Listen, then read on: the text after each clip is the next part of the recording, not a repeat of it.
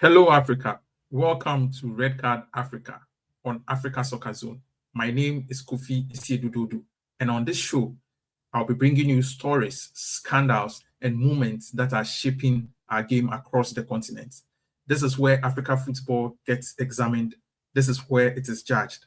This is Red Card Africa. On today's show, we take you straight to DR Congo, Lubumbashi to be specific, where this afternoon, the Derby Le Choix, which is one of the most fierce derbies in DR Congo, took place. The derby is played between TP Mazembe and then FC Saint Eloi Lupopo. Now, this game, apart from this game, you can also talk about the Derby Kenwa between AS Vita and DCMP Mutema Pembe. And then you have the almighty Congolese Classico between TP Mazembe and then AS Vita. But today, the one that we are looking at is the Derby Le Choix between TP Mazembe and then FC Saint Eloi Lupopo. Now, tensions were already high before kickoff, with supporters storming the pitch to inspect its conditions ahead of the game. This is very, very strange. How are supporters allowed into the inner perimeter to walk onto the pitch to inspect the condition of the pitch? I mean, what are club officials doing? I think this is the duty of club officials, but supporters went straight onto the pitch to examine the pitch even before kickoff. And right through the first half, the match stayed goalless. And whilst the game was going on, interestingly, there was another action taking place in the stands between the supporters of both sides, where there were some arguments here and there going on in the stands. But right after the first half, after the break, goalless at first half, the various players went into the dressing rooms waiting for the second half to start. Something different happened on the pitch. Supporters stormed onto the pitch again. This time, one session of the fans was accusing the other session, according to reports that we've gathered, that they had gone onto the pitch to do some dark magic, to put some voodoo or whatever on the pitch. So that I don't know why they would do that, but that is the report that we are getting, and this led the argument to become more and more what is the right word to use? The fans became very, very angry about what was happening on the field of play, and so it led to arguments here and there, pushing, scuffles here and there, and eventually the fight broke out. So when the teams walked onto the pitch for the second half, the game could not be played. The referee had to whistle for the end of the game when the score was still at 0-0 right before the start of the second half. And I don't know if you've seen the videos, but we'll show you the videos here. There was a whole lot of misunderstanding in the game. Supporters destroyed properties. They fought each other. A whole lot of things happened. And whilst this was going on, much of security fired tear gas into the stands, and this caused the stampede. Ladies and gentlemen, we've seen similar things unfold in the past, right in DR Congo. We've seen several people die because of tear gas that has been fired into the stands. Anytime tear gas is fired into the stands, everybody tries to run for their life, and this causes a stampede. We've had a lot of incidents in DR Congo, and people have died through it. So it's interesting that in 2026, we still see these things happening in our stadiums. And once the players left the pitch, everybody decided to run for their life. And Eloi Lupopo players even forgot where, they didn't even remember where their bus was parked. Everybody ran for their life, ran in whatever direction they could find themselves in. And this is very, very serious. This is the kind of security we are getting at our match venues. If this is what is happening, then it is no longer football. It is a war front. So this is what happened in DR Congo today, and it is very, very sad to see some of these things happening, because we've had in the past, we've had people die in this clash. We've had people die in their last meeting. Somebody brought a machete to the stadium and used it on someone, and someone died at the stadium.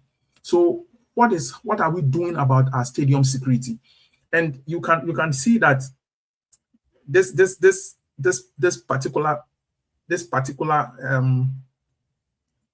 action it's not isolated. It is not isolated. We've seen it a couple of times. Just a few months ago, the DR Congo national team hosted Senegal in Kinshasa, and we all saw what happened. We remember what happened at the stadium when that game took place, because DR Congo lost that game at home. You saw what their fans did at the stadium. This is just an example of what happened there. We also have the tear gas problem. The tear gas problem in multiple incidents in DR Congo. We've had it in 2008. We've had it in 2014, where people have died at the stadium. Anytime it is used, it worsens the situation at the stadium, and it causes stampede. Our security forces need to find a different solution to how to handle these crowd problems when it happens. And you can't talk about this without talking about the witchcraft elements. Imagine in 2026, we still think that witchcraft do win games. Oh, let me ask, can witchcraft win? Can this dark magic, can it win games? Maybe we should ask Orlando Pirates. When Orlando Pirates played Eloi Lupopo last year in Lubumbashi, they can tell us what happened at the venue. They can tell us the intimidation and all that took place at the venue. Orlando Pirates can tell us what really happened over there. So this witchcraft element that takes place in DR Congo is very, very rife in DR Congo. We've seen it a lot of times. A lot of teams in DR Congo employ such tactics. I don't know, maybe it is psychological, but we've really seen it on the field of play. And it has caused a lot of problems. It has caused a lot of misunderstanding, because the other team will not allow you to use that dark magic on them in order for your side to get a win. And at the end of the day, what are the consequences of all these things? Imagine the Star TP Mazembe, somebody's private investment, and then you go to the stadium. And interestingly, that is where Eloi Lupopo played their CAF Champions League games this season. They played their group stage games at the Star TP Mazembe. Remember, Eloi Lupopo is based at the Stade Kibasa Maleba Stadium in Lubumbashi, but they used Star TP Mazembe for their home games. So if you are destroying such a property that can serve the whole province, then I mean, I don't know where we want to go with our football. Remember, we are having issues with getting good match venues to host games. And so if the very few ones that we have, we end up destroying them, then at the end of the day, we are gradually killing the game. We are gradually killing the kind of interest that people will have in the game. We are complaining every time that we want the people to get involved in African football. We want to whip up people's interest in watching the games. But if I come to the stadium and this is what is waiting for me, why would I go to the stadium? Why would I go to the stadium? I won't go to the stadium, because I can't go and die at the stadium and leave my family. For who to take care of them? For who to take care of them? And we need to look at the bigger picture. African football has a long history of stadium deaths. I remember the May 9th disaster stadium at the Accra Sports Stadium, where over 100 football fans died at the stadium. They went to watch a game, but they never came home. We've seen a lot of actions at the stadium, what the fan misbehavior can cause, what inadequate facilities can cause, inappropriate security, and poor crowd control. We need to control ourselves when we go to the stadium. Just a few years ago, in the Nigerian League, the referee was forced to go out of the inner perimeter to an OB van that was parked outside the pitch to look at the highlights of an action that has taken place on the pitch before coming to award a penalty or whatever. How can that happen when you don't even have VAR at the stadium? So we need to take a look at all these things. We can't sit down and pretend as if we don't know what is happening. We all need to rise up.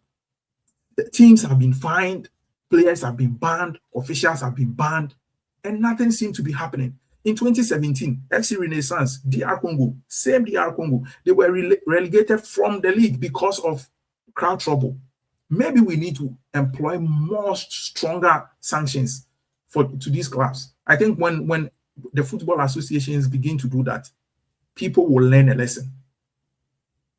So that's where we'll leave you for today. I don't know how I'm feeling right now, but I'm so angry right now because We can't keep doing this and expect African football to grow. We can't keep doing this and expect African football to grow.